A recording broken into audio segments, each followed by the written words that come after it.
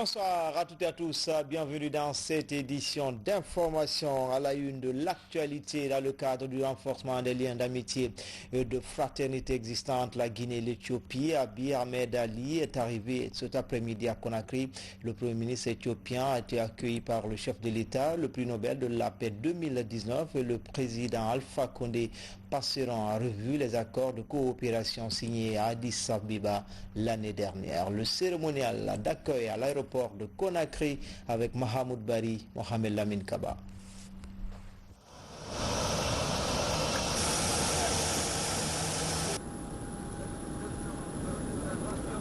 Cette visite se situe dans la dynamique du renforcement des liens d'amitié et de coopération existant sérieusement entre la Guinée et l'Éthiopie. Abiy Ahmed Ali effectue sa première visite d'État en Guinée. Il a été accueilli à sa descente d'avion par le chef de l'État, professeur Alpha Condé. Abiy Ahmed Ali et professeur Alpha Condé mettront cette visite à profit pour évoquer les questions de partenariat dans plusieurs domaines socio-économiques, notamment dans le secteur des investissements et des échanges commerciaux. L'on se rappelle que l'année dernière, professeur Alpha Condé s'était rendu à Addis Abeba sur invitation des autorités éthiopiennes. À l'issue de ce séjour d'État, plusieurs accords avaient été signés entre les autorités de Conakry et celles de Addis Abeba. Il s'agit aujourd'hui pour les deux dirigeants de passer en revue ces accords et mémorandums d'entente. Le chef de l'État, professeur Alpha Condé, et le Premier ministre de l'Éthiopie, Abiy Ahmed Ali, parleront du renforcement des institutions du continent et la nécessité de promouvoir les intérêts du continent africain face aux enjeux de la mondialisation. Ici à l'aéroport international Conakry-Bessia, le ministre des Affaires étrangères et des Guinéens de l'étranger a dit l'intérêt de cette visite d'État du Premier ministre de l'Éthiopie à Conakry. Le président Alpha Condé, depuis son arrivée au pouvoir, a travaillé pour réactiver, réchauffer les relations bilatérales. Et nous avons effectué, vous vous souviendrez, il y a quelque temps, une visite officielle du président Alpha Condé en Éthiopie. Et visite au cours de laquelle on a signé beaucoup d'accords avec l'Éthiopie. Donc il était question pour le Premier ministre éthiopien de rendre visite au président Alpha Condé. Cette visite permettra de revoir les accords qui ont été signés, le suivi de ces accords et éventuellement de nouveaux accords si c'est le cas, pour continuer toujours à diversifier et à renforcer les relations entre nos deux pays. Déjà au salon d'honneur de l'aéroport, le chef de l'État, professeur Alpha Condé et Abiy Ahmed ont eu un premier tête-à-tête avant de rejoindre sa résidence officielle. Demain, Abiy Ahmed Ali se rendra au port-conteneur et à la Blue Zone de Kaloum. Avant de quitter Conakry dans l'après-midi, une signature de mémorandum d'entente sur la promotion des investissements privés est prévue à l'hôtel Grand Sheraton de Conakry. Le chef de l'État a reçu ce mardi 5 ambassadeurs extraordinaires et plénipotentiaires venus lui présenter leurs lettres de créance. Il s'agit des ambassadeurs de l'Égypte, de l'Algérie, de Cuba, de l'Iran, de l'Égypte. Ibrahima Keïta du bureau de presse de la présidence.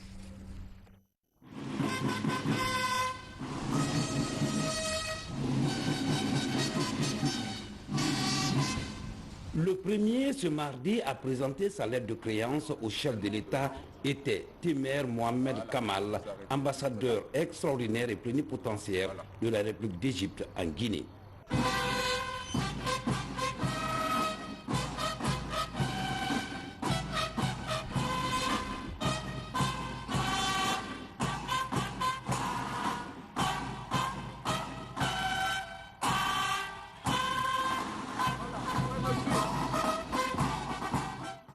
Monsieur le Président de la République, j'ai l'insigne honneur d'introduire auprès de vous l'ambassadeur extraordinaire et plénipotentiaire de la République arabe d'Égypte avec résidence à Conakry. Monsieur le Président, c'est avec un grand plaisir et un grand honneur que je vous remets les lettres de créance adressées de son Excellence le Président Abdel Fattah el-Sisi, Président de la République d'Égypte, m'accréditant comme ambassadeur extraordinaire et plénipotentiaire auprès de vous, de votre Excellence.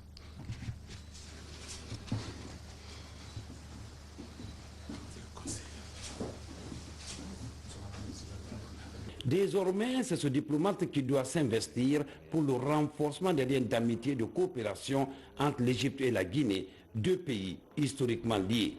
Lui, c'est Abdel Fattah Dangoune. Il est désormais l'ambassadeur extraordinaire et plénipotentiaire de la République islamique de l'Algérie, accrédité auprès du gouvernement guinéen à Conakry.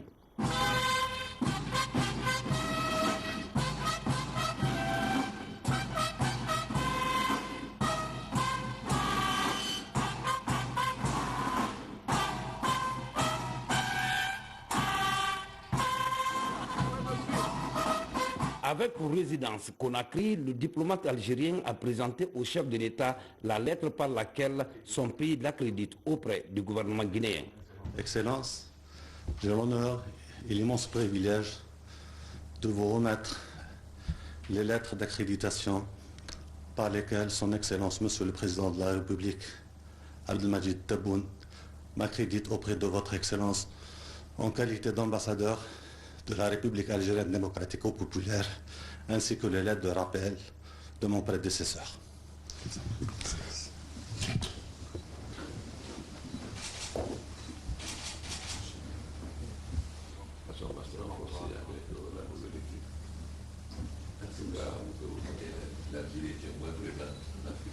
Le troisième ambassadeur extraordinaire et plénipotentiaire a présenté sa lettre de créance au président Alpha Condé et celui du Cuba. Carlos Moya Ramos est celui par lequel la diplomatie entre les deux pays doit s'intensifier.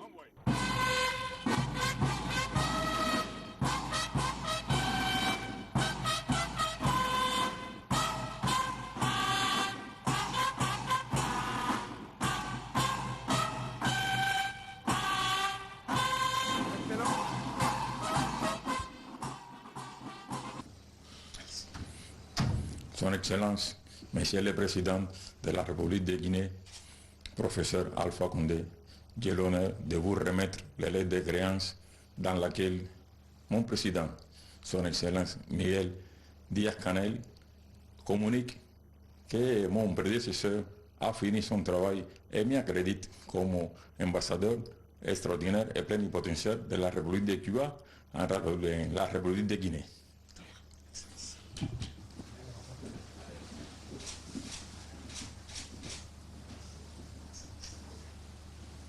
Ensuite, ce fut celui de la République islamique d'Iran, avec résidence à Conakry. Mohamed Hussein a été introduit auprès du chef de l'État par monsieur l'ambassadeur, directeur du protocole d'État.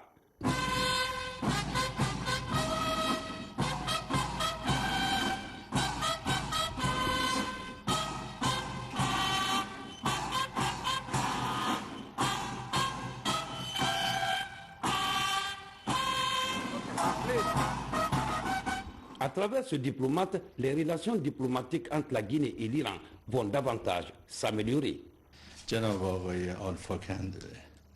Son Excellence, professeur Alpha Condé, président de la République de Guinée et chef de l'État. Excellence. Étant donné que le rappel de son Excellence, Monsieur Hamid Reza Vahid Kiani, ancien ambassadeur extraordinaire et plénipotentiaire de la République islamique d'Iran auprès de la République de Guinée, est jugé nécessaire pour une autre mission, j'ai décidé d'informer votre Excellence de cette décision. J'espère qu'il a réussi à prendre des mesures efficaces pour renforcer et approfondir les relations entre les deux pays. Je saisis cette occasion pour prier le Dieu Tout-Puissant pour la bonne santé et le succès de votre Excellence ainsi que pour la prospérité et le bien-être du peuple de Guinée. Hassan Rouhani, président de la République islamique d'Iran.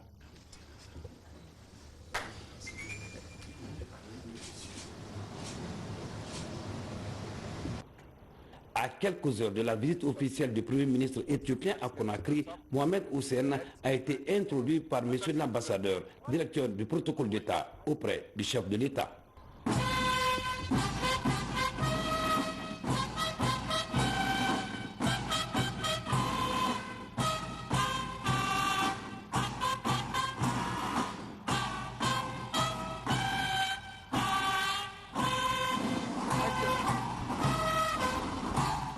Au nom de son gouvernement, Mohamed Hussein a présenté les lettres par lesquelles son pays, l'Éthiopie, l'accrédite auprès du gouvernement. La présentation de ces 5 lettres de créance au président Alpha Condé est une autre preuve de l'excellence de la politique extérieure du chef de l'État. Incontestablement, la Guinée est de retour sur la scène diplomatique internationale. Et puis en plus bref et en image, professeur Alpha Condé a reçu en audience cet après-midi le secrétaire général adjoint de l'Organisation mondiale de coopération et de développement pour l'interconnexion énergétique. Il est venu échanger avec le président guinéen sur la mise en place d'un système d'interconnexion énergétique. Pour répondre, nous avons quelques soucis techniques. Nous revenons sur cet élément.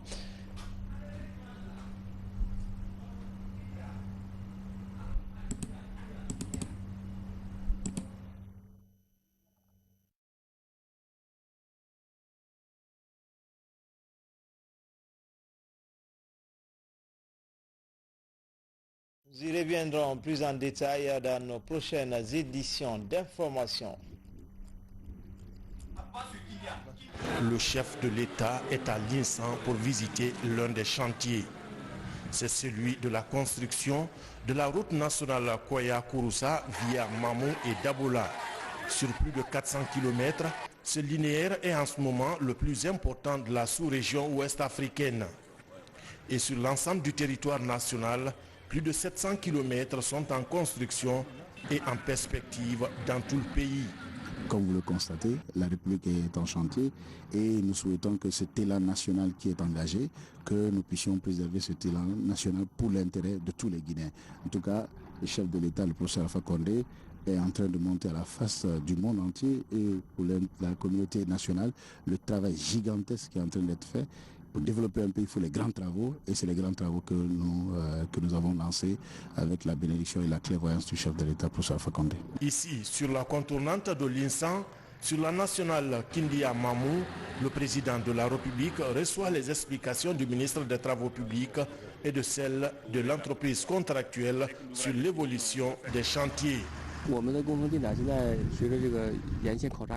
moment, on est en train de faire les travaux de terrassement et les travaux de l'ouvrage d'art. Et après, on va commencer les travaux d'assainissement et les travaux de structure de chaussée. Tous les travaux, c'est exécuté selon le plan d'exécution. Et on est surveillé par notre mission de contrôle IGIS.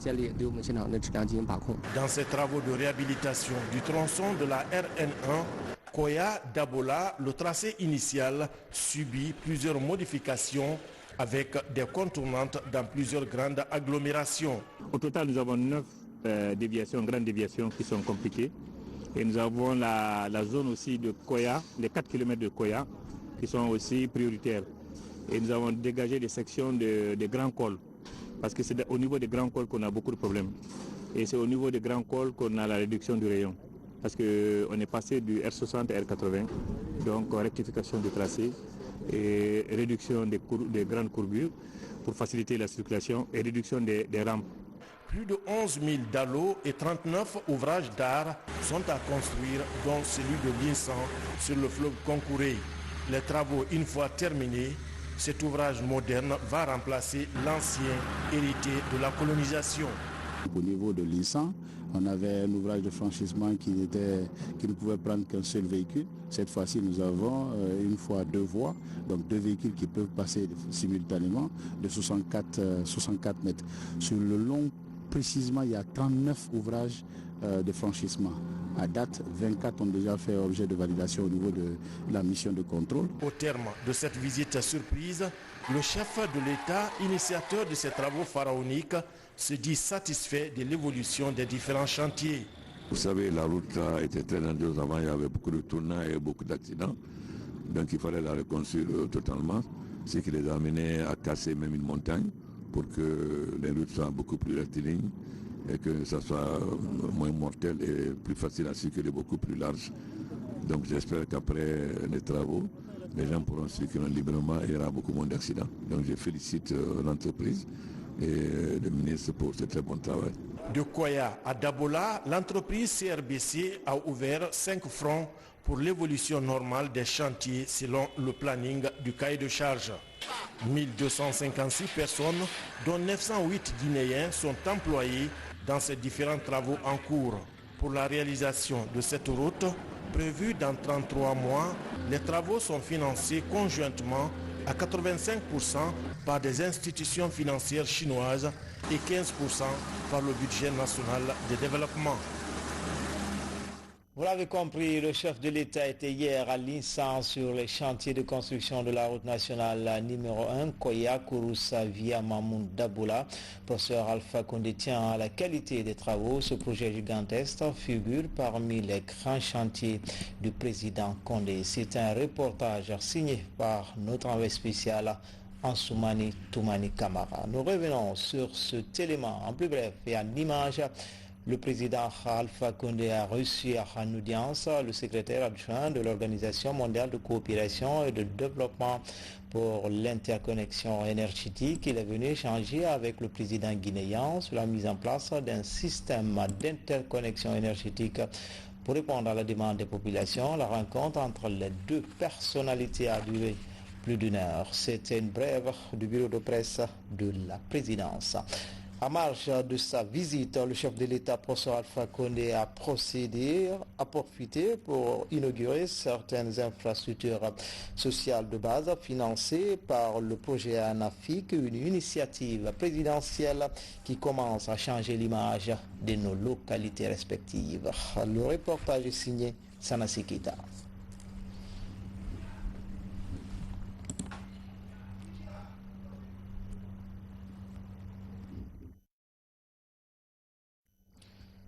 Nous avons quelques soucis techniques. Nous revenons sur cet élément de Kidia où le président de la République a profité pour inaugurer certaines infrastructures sociales de base financées par le projet ANAFIC, une initiative présidentielle qui commence à changer l'image de nos localités respectives. Sanasi Keita. Mamou dispose enfin de sa toute première école normale d'instituteurs. C'est là après plus de 14 mois d'intenses travaux. Ces ouvriers s'activent dans l'aménagement et la finition de la clôture. Les clés du chantier pourraient être remises aux autorités dans moins de 2 semaines. L'objectif est déjà atteint. Au jour d'aujourd'hui, peut-être on n'a même pas une semaine de travail ici. Donc c'est seulement l'installation des gaules et les grilles de sécurité pour les terrains de sport et un peu l'achèvement de la clôture qui est là. L'inauguration de cet établissement moderne est annoncée pour la fin de ce mois. Sur le site, le ministre de l'Enseignement technique et de la formation professionnelle est venu évaluer la qualité des travaux exécutés. Aujourd'hui, nous sommes vraiment satisfaits que les travaux avancent et qu'ils sont pratiquement en voie de finition. Et ce qui m'a encore beaucoup satisfait, c'est les équipements. Au jour d'aujourd'hui, cette école est très bien équipée. Cette infrastructure comprend un bloc administratif, 3 logements de fonction, 3 salles de classe avec une capacité de 50 places chacune, un centre d'information et de documentation, des salles informatiques et polyvalentes et des latrines. Elle devrait permettre de qualifier les élèves du primaire et de relever le niveau des formateurs. Surtout, réduire le taux de migration clandestine des jeunes dans cette localité. Si vous constatez, l'OIM, selon les statistiques, c'est la région de Mamoun qui avait plus d'immigrés clandestins. C'est puisqu'il n'y avait pas des écoles de ce genre. Donc si je vois le gouvernement, à travers notre département, se battre pour trouver ça, je ne peux que féliciter tous ceux qui ont contribué à cette œuvre. Cette école moderne est entièrement financée et équipée par le gouvernement japonais. Une idée de la facture, 42 milliards de francs guinéens. Elle vient allonger la liste d'assistance du gouvernement du pays du soleil levant à la Guinée. Nous revenons sur cet élément en marge de sa visite. Le professeur Alpha Condé, chef de l'État, a profité pour inaugurer certaines infrastructures sociales de base financées par le projet ANAFIC, une initiative présidentielle qui commence à changer l'image de nos localités respectives. Sanasi Keita du bureau de presse de la présidence. Un centre de santé dans le district de Golia. L'infrastructure a été réalisée par l'ANAFIC Agence nationale de financement des collectivités locales. Le président de la République a bien voulu mettre en place un mécanisme de financement durable des collectivités à travers le Fonds national de développement local qui est géré par l'Agence nationale de financement des collectivités. Et donc ce fonds servira à améliorer les conditions de vie des populations dans les collectivités par la réalisation des infrastructures socio-économiques de base qui sont identifiées de façon participative et inclusive. Les citoyennes et citoyens du district de Golia se réjouissent de cette initiative du président de la République.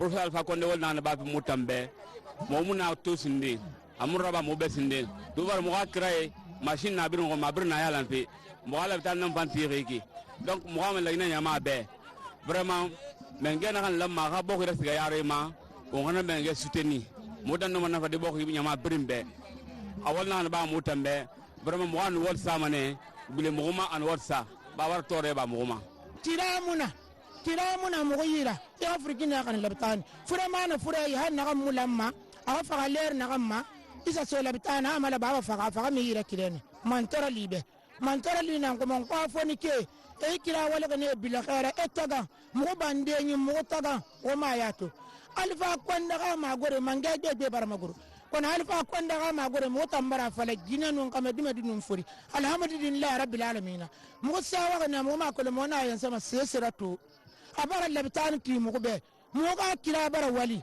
abara kunna kali fi muguma na kunna kali danjo kulu mugona to alo gole aka birin so ariyanna neto hanna sana kapitan der to abiyan fotota wallahi ana ya wali gole ya mato aluma na ala so ariyanna ne muguma ko mo wasara fi sesera to la ko damba kanja kona kiri mange sori en rena be muguma ko mo sese findima e ya bira mo nyala gole ya nyala ko na to mo makolo kelfa khir ya mo nasa mo qima me alfa na kan ba ko be wallahi ko tamma streto ma kona fama na mede ana meme ne faso ngo ba bila ya bira ana sa ko nyi nga ya bi ko ma ya bi mene be manja passe ngo ma se mana ma be ya ma ra ba ka fintir wali ka be manje na ambirin fa ka be ko le mate mu fere ba ka fintir wali ka be mo tananja gole ya 100% to asa manda alfa fi ko na tane. Dans une ambiance festive, cette population en effervescence du district de Golia accueille le chef de l'État.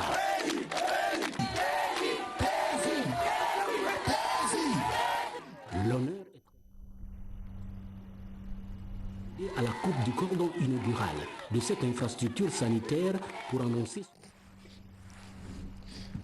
professeur Alpha Condé, en compagnie d'une importante délégation, de visiter avec une attention soutenue toutes les installations de ce centre de santé, désormais à la disposition des citoyennes et citoyens de Golia. Excellence, Monsieur le Président, c'est la première fois qu'un chef de l'État foule le sol de ces deux districts.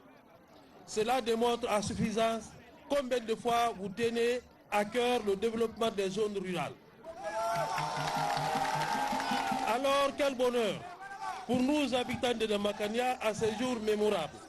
Soyez humblement remerciés. Pour ces nombreux projets engagés ça et là à travers le pays par l'ANAFIC, le président de la République précise.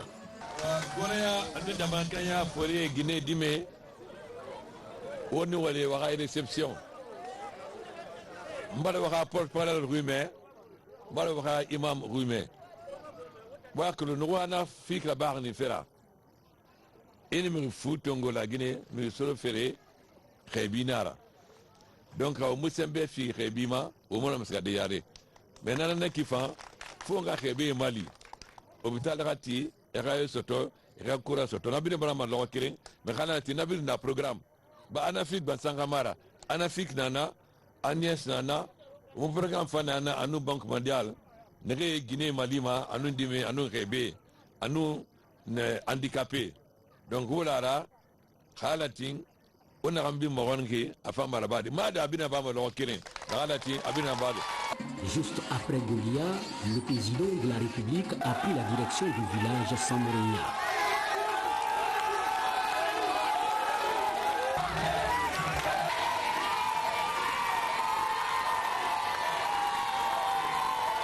Là également, le chef de l'État est venu procéder à l'inauguration de cette école pour annoncer son ouverture officielle.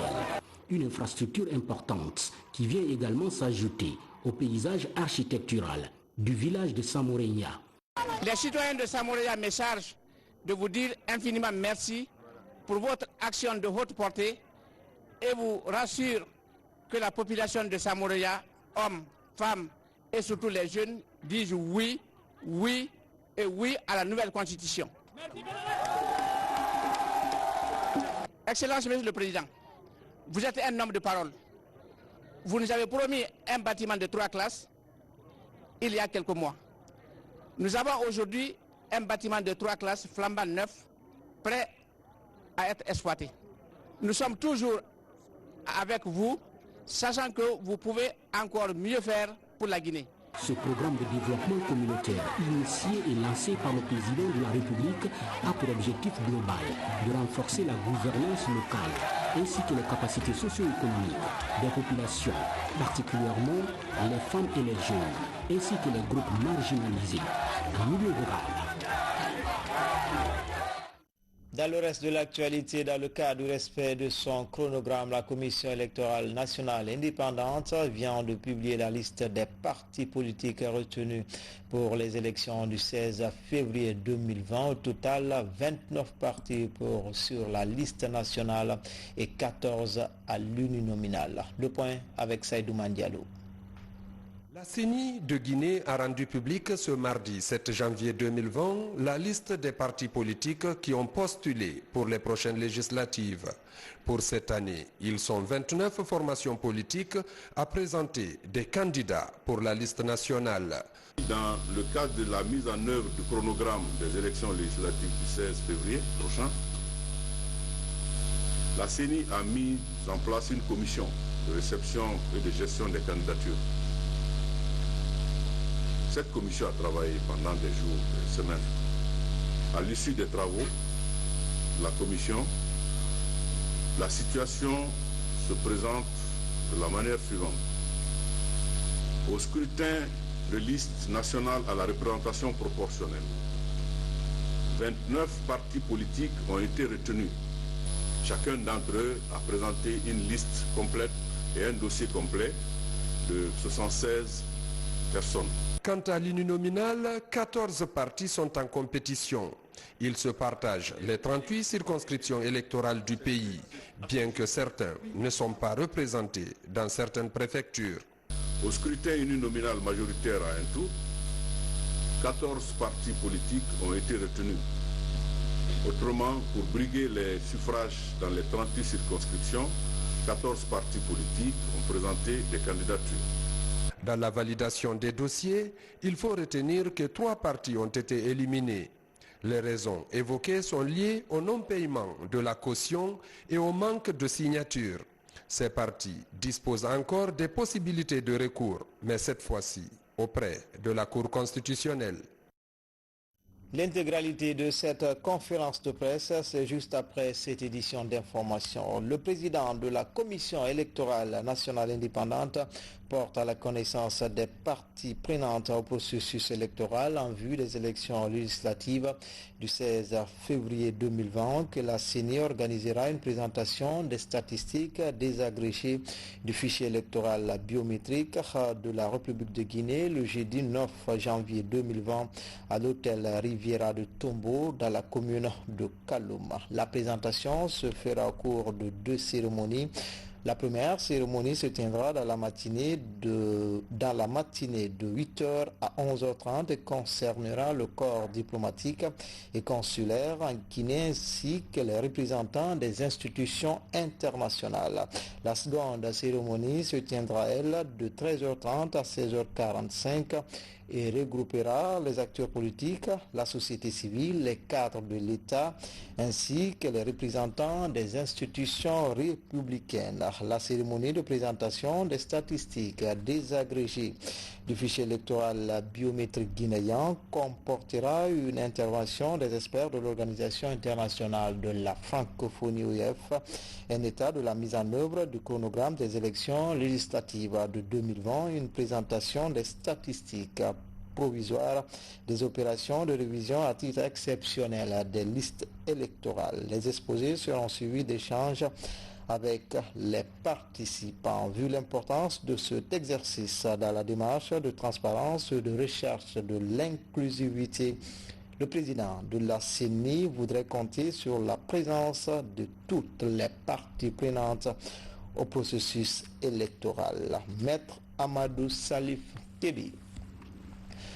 Nous vous amenons à Sigiri où une importante quantité de munitions calibre 12 vient d'être saisie par la police. Ces munitions de fabrication malienne ont été saisies à Sigiri Centre. Explication Elijah Fodé Bangali Fofana. Ces cartons ne contiennent que des cartouches de munitions calibre 12, des cartouches de calibre 12 de fabrication malienne. Ces cartouches de munitions ont été dissimulées dans des cartons de jus Caprisone et d'insecticides aérosols Fatala, puis introduites de façon frauduleuse dans notre pays. 2 véhicules étaient chargés de ces colis, prêts à prendre le départ de Sigiri à une autre destination inconnue. Nous avons trouvé dans la première boutique 115 demi-cartons de munitions de calibre 12 et la deuxième boutique 33 demi-cartons. Le contenu des 2 véhicules est de 141 demi-cartons de munitions. La totalité est de 289 demi-cartons, soit 250 cartouches par demi-carton, dont le total est de 72 250 cartouches de calibre 12. Les enquêtes engagées ont abouti à l'interpellation du propriétaire des colis, Elhaj Ousmane Bari. C'est à Sigiri ici que je peux. Moi, c'est ma première personne de rentrer dans ce programme. Parce que j'ai un magasin stock, mais j'étais en train d'aménager là-bas. Au moment que j'étais en train d'aménager les coins, l'intéressé m'a trouvé là-bas, il m'a demandé c'est quelle sorte de marchandises que je vais mettre là-bas. Quand je dis, comme j'étais en train d'aménager les coins, d'abord j'étais en train de penser. Qu'elle m'a expliqué il a d'autres produits, quoi, si je peux regarder si ça va marcher à Sigiri. Je dis, quelle sorte de produit? Maintenant, il m'a montré ça. Je dis, maintenant, moi, je n'ai pas habitué de vendre ça. Mais quand même, comme il m'a dit qu'il y a des... peut-être si j'essaye, ça va marcher, moi aussi, j'ai rentré dans le programme directement, quoi. Je ne connais même pas son nom. Parce qu'il n'a pas remis le numéro ni son nom. Parce que c'est ma première fois de payer ça avec lui. Le présumé auteur et ses partisans, avec les véhicules qui ont servi de transport et leur contenu, seront mis à la disposition de monsieur le procureur de la République suite à un procès verbal. Et en vérification, on a trouvé qu'il n'y a aucun document qui peut le permettre de faire rentrer ces munitions. Une réalité qui relance le débat sur la sécurité de nos frontières. La situation préoccupe bien les autorités civiles et militaires de la région. Nous y reviendrons. Enfin, page noire, Elhaj Alkali Mohamed Keita n'est plus. Ce célèbre locuteur à langue nationale Soussou nous a quitté ce mardi 7 février des suites de maladie à l'hôpital Ignastine de Conakry, fondateur des troupes artistiques de la RTG. Bon fils, comme on l'appelait souvent, a été aussi le premier maire de la commune de Matoto. Le silence d'un jeune créateur, c'est dans ce reportage signé Mamadou Saliouba.